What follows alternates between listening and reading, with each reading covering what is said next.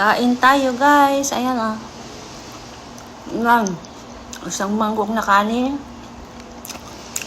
May sili, kamatis, sibuyas, bawang. Yan. Tapos ito ay dilis tsaka itlog. Yan. Almusal tsaka merienda. Sarap.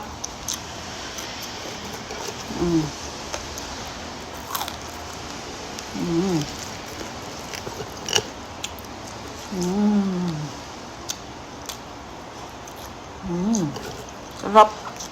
Parang nasa Pinas lang tayo.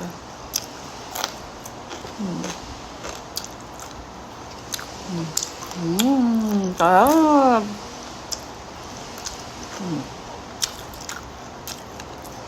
Miss ko ang ulam na ganito.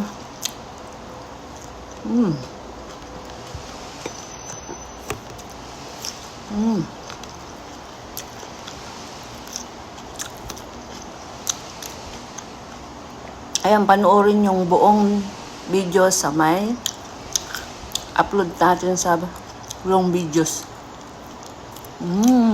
Sarap.